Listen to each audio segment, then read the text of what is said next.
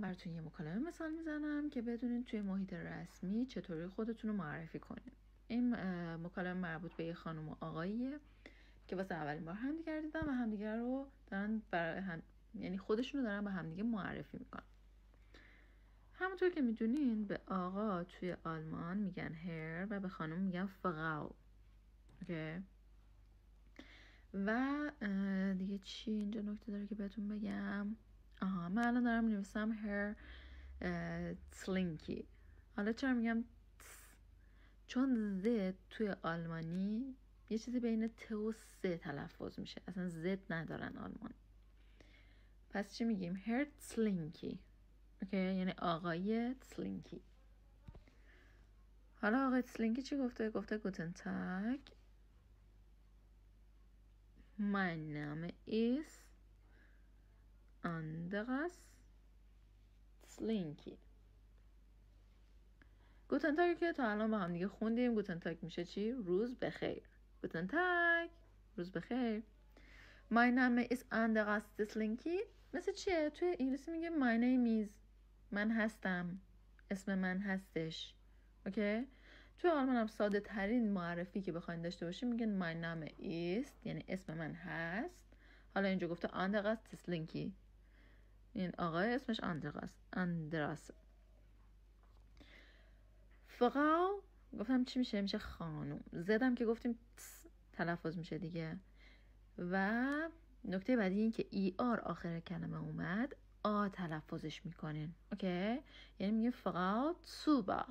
اوکی؟ نمیگه زوبر. ای آر نداریم، ما آ داریم. هم راحت تره هم خوشگل تره. فراو سوبا. خب حالا فقط سوبا چی گفته؟ گفته گوتن تاگ هر، یه مکس کرده، چند تا نقطه گذاشتم. و انشولدگونگ و هایسنزی. انشولدگونگ یعنی ببخشید. حالا اینا رو من انقدر تکرار میکنم که متوجه میشین توی مکالمات بعدی، توی صحبت‌های دیگه و درس‌های دیگه قشنگ متوجه میشین و براتون جا میفته. پس انشولدگونگ به معنای ببخشینه. انشولدگونگ. و هایسنزی یعنی اسم شما چیه؟ پس اینجا نشون میده که خانم متوجه نشده آقای چی گفته و ازش دوباره پرسیده وی هایسنزی. اوکی؟ مکالمه رو یه بار از اول تا آخر براتون میگم، ولی الان دارم جمله به جمله چون همزمان دارم مینویسم که زمان رو از دست ندم، براتون ترجمه میکنم و میگم چی به چی و کجا به کار میبریم و چی برای چی اومده. که اینجا بعد از این که خانم گفته اسم شما چیه، این دوباره تکرار کرده، آقای سلینکی گفته اندرات سلینکی، یعنی که فقط اسم و فامیلشو گفته دیگه، نگفته من هستم، من نام ایستادشو دیگه نگفته. فقط سپا گفته یا، یعنی تازه فهمید چی شده، کیه.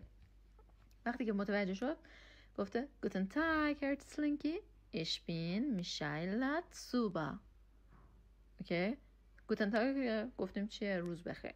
گوتن تاگ هر سلینکی، روز بخیر آقای سلینکی.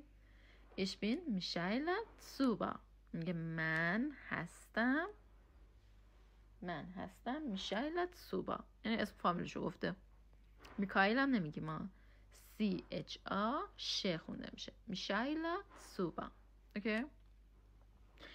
هرتسلینکی هم آخر گفته گوتن تاگ فراو سوبا. حالا یک دور با جزئیات از اول براتون میگم. سلام بنی،